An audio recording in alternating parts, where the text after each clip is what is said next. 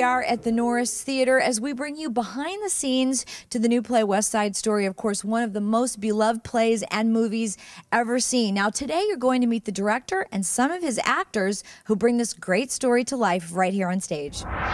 Well, Tony is a former Jet, recently decided to retire, if that's the word you want to use.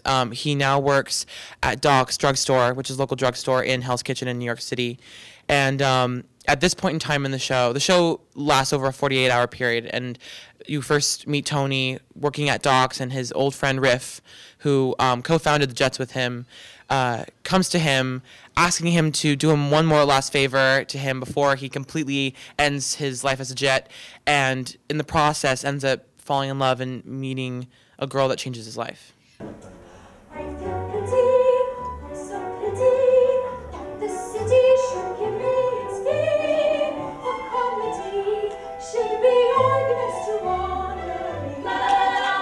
Talk about the character of Maria as well. I mean, you're both very young, and in the movie they're very young as well. Right, and well, for those that don't know, West Side Story is based off Romeo and Juliet. So these characters are really They are teenagers. They're just like their lives are just starting, if that makes sense.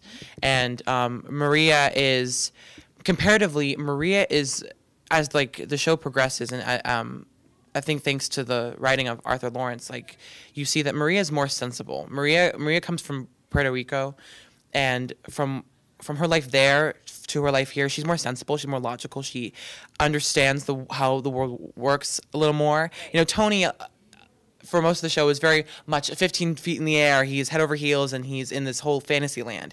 But Maria, although she does love Tony, is much more grounded and much more, like feet on the ground, and she knows what's going on more than Tony does. Maria, as a character, she's very naive, and I relate to Maria very well because I'm young, I'm 15, and I've never fallen in love, obviously, but Maria goes through this great journey, and she meets a boy named Tony, and for the first time she becomes a woman. And she finds her path through Tony, falling in love with Tony. The show also has so much amazing music in it. How long does it take you, and you're rehearsing now, to learn all the songs? Well, a lot of this music is very familiar. The show's been around for so long, and as you said, it's very iconic, and it's I had one of those moments. It was like, oh, I didn't know this was from this show. Yeah. And so we all of us in the cast, we learned our vocals in one day. We had the very first day of rehearsal was a vocal rehearsal, and then that was it. We had to do all the rest of the work on our own.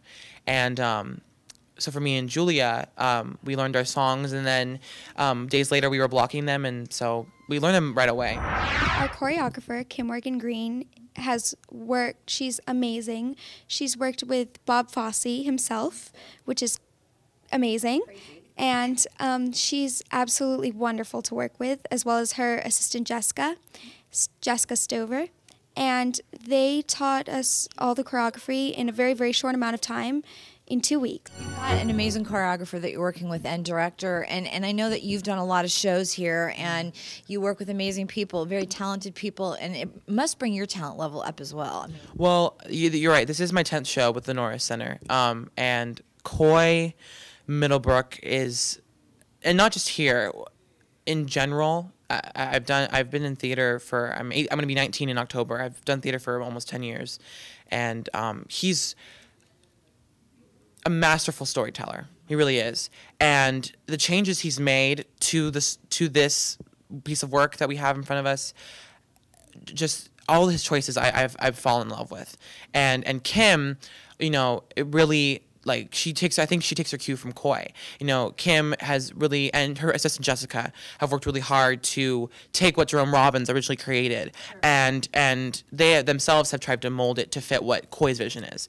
And the creative team in general is stellar, really stellar. I mean, growing up, because I was growing up in kind of a rural setting, and I was into theater and dance as a kid, it was, theater really saved my life when I was little, and there was a great early theater program that I was a part of. And then when I moved to New York, I never even thought that I would really, I was able to perform on Broadway. I associate directed a few Broadway musicals, and just to become a part of that community and feel like I had a position in place and something to give that community. So it was a dream come true. What was the very first thing that you did when you worked in New York, the first production? The first job I did, I had a PA job. I was a production assistant for Musical Theater Works, which is an organization that doesn't exist anymore, but it did exist. It was right across the street from the Public Theater in downtown New York, and it existed solely to workshop and develop new musicals. And I sent them letters and knocked on their door for months before I even came to New York. And then I moved to New York. I had $500 in my checking account. And I didn't know, I knew one person who I'd gone to high school with, also in Northern California, but she wasn't even in the business. She was in magazines. But I knocked on that door and they gave me a PA position. And then I was very lucky because the Stage Directors Union, because of the work that I had done in Chico, and I had a pretty thick portfolio, and I had a lot of examples of my work in terms of production still, and a lot of good press and from Northern California in the Bay Area.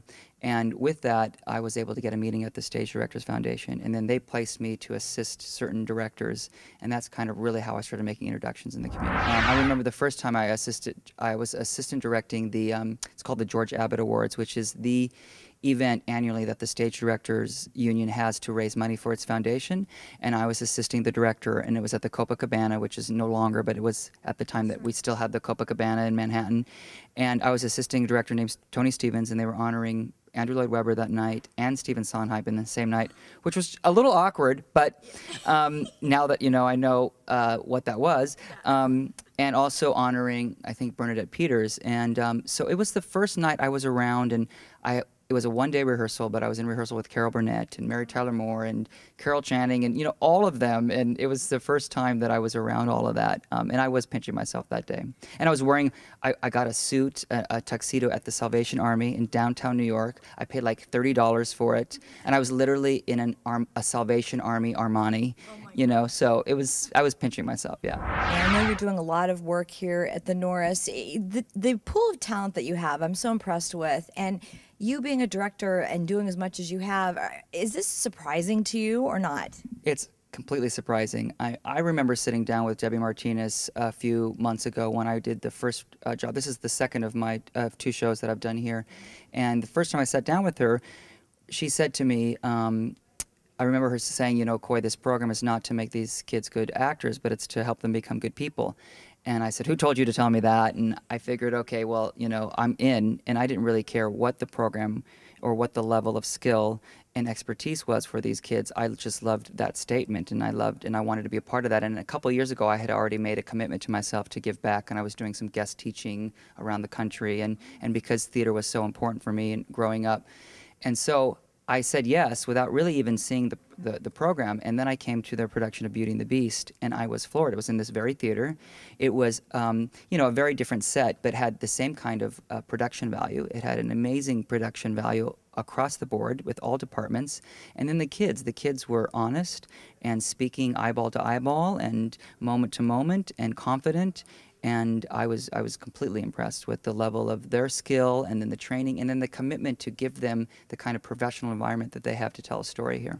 That's what's interesting to me as well. When I was talking to some of the kids, they love the hard work. They want to be as professional as they can be, and they want to be good people and good actors. So it must be very rewarding for you to see that kind of mature. It's fantastically rewarding for me to take part, and it's also, there are a lot of teaching moments every day, every rehearsal. There's a teaching moment. I get to be a part of that, and I get to be a part of watching a young person find something, get up against the wall of something, and then find themselves on the other side of that in a really nurturing environment. It's really been a fantastic time working with these kids here. I know that you have a very short amount of time to do this, like 3 weeks to put the show together. What is it like for you on opening night to watch the very first performance? It's, I think sometimes the best a director can be is be a good audience member. Sure.